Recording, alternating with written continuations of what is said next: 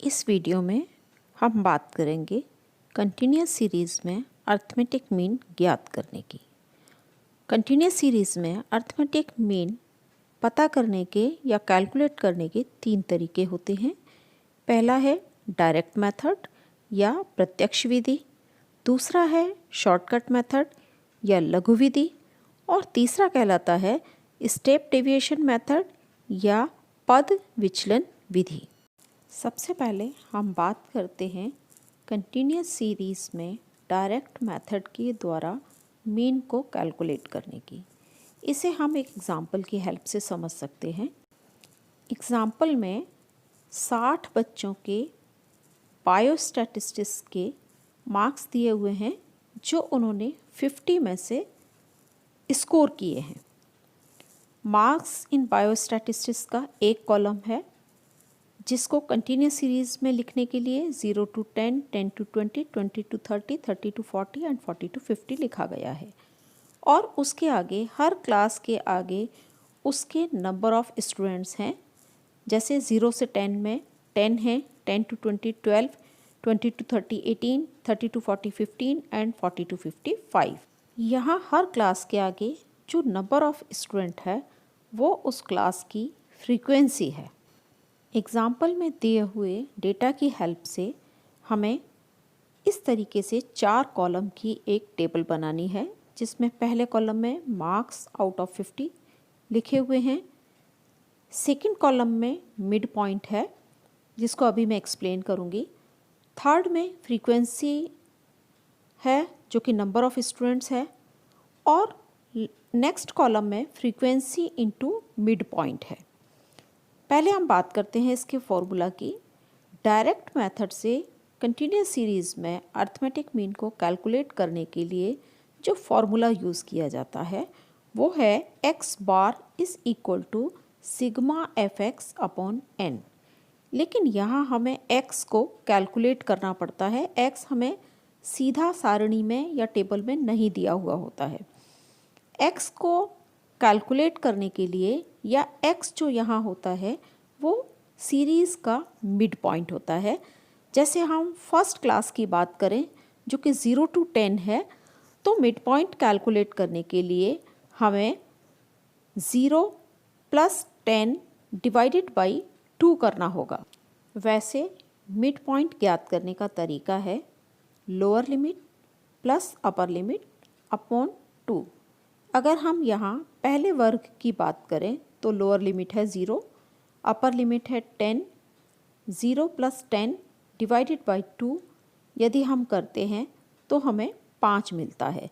तो पहले क्लास का मिड पॉइंट 5 हो गया, दूसरे का 10 + 20 अपॉन 2 इज इक्वल टू 15 हो गया, थर्ड में 20 + 30 डिवाइडेड बाई 2 25 हो गया, फोर्थ में 30 + 40 divided by 2 35 and 40 + 50 divided by 2 is equal to 45 हो गया। नंबर ऑफ़ स्टूडेंट्स एग्जाम्पल में दिए हुए थे वो एज सच लिख लिए हर क्लास के आगे और वो उसकी फ्रीक्वेंसी है।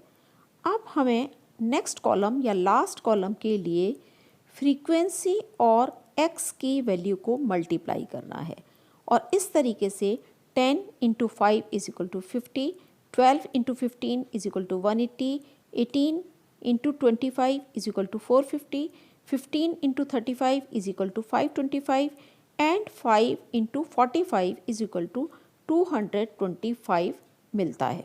अब n या सिग्मा f की वैल्यू पता करने के लिए सारी फ्रीक्वेंसीज़ को जोड़ना है या ऐड करना है। ऐड करने पर इसका मान या इसकी वैल्यू 60 आती है। इसी तरीके से सिग्मा एफ एक्स की वैल्यू कैलकुलेट करनी है और इसके लिए हमें जो हमने एफ एक्स निकाले हैं उन सब को ऐड करना है जो कि 1430 है यानी 1430 है। अब मीन कैलकुलेट करने के लिए हम फॉर्मूले का इस्तेमाल करेंगे जो है bar x is equal to sigma F X upon N या सिग्मा एफ। इसमें वैल्यूज़ को रखने के बाद सिग्मा एफ एक्स की वैल्यू है 1430 और n की वैल्यू है 60। उन दोनों वैल्यूज़ को रखने के बाद और कैलकुलेट करने के बाद हमें जो वैल्यू मिलती है वो है 23.83।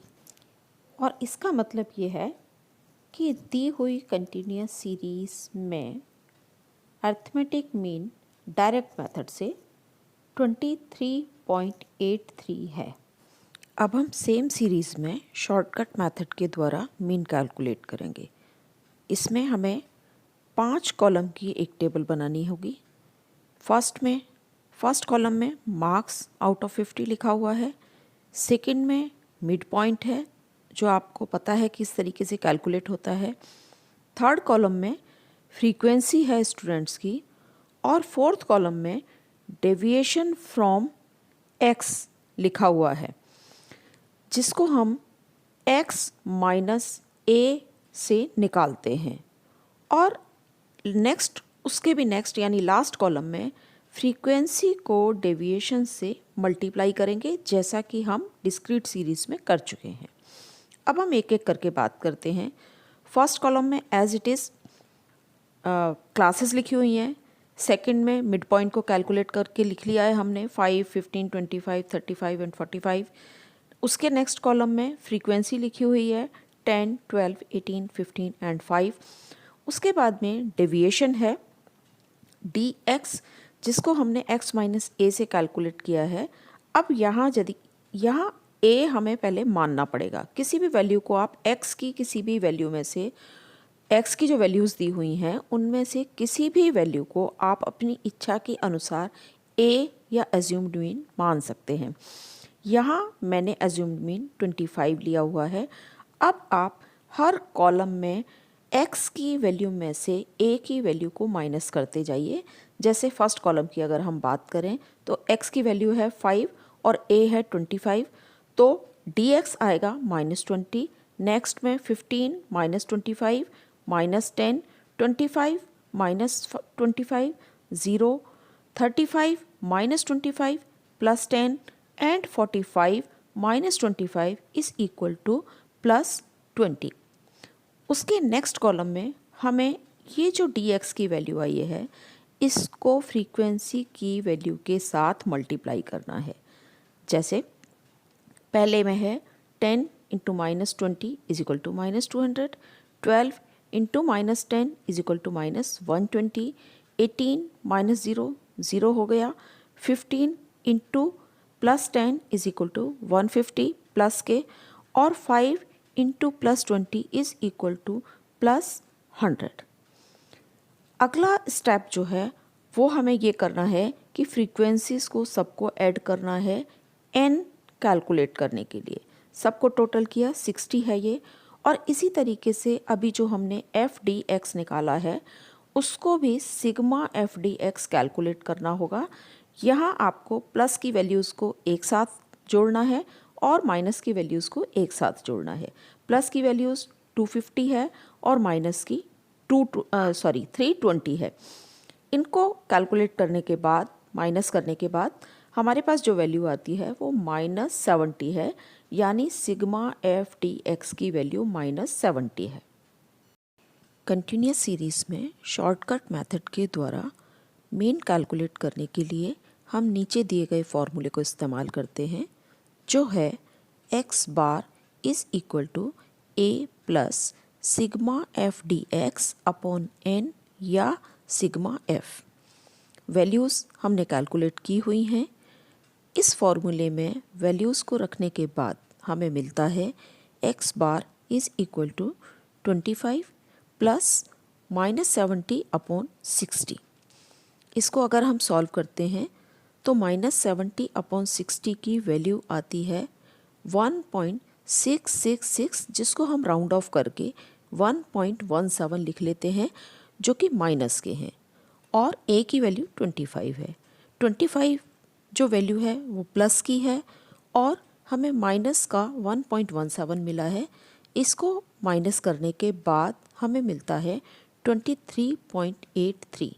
इसका मतलब ये है कि जो मीन है कंटिन्यूस सीरीज़ में और हमने जो शॉर्टकट मेथड के द्वारा कैलकुलेट किया है उसकी वैल्यू 23.83 मार्क्स है।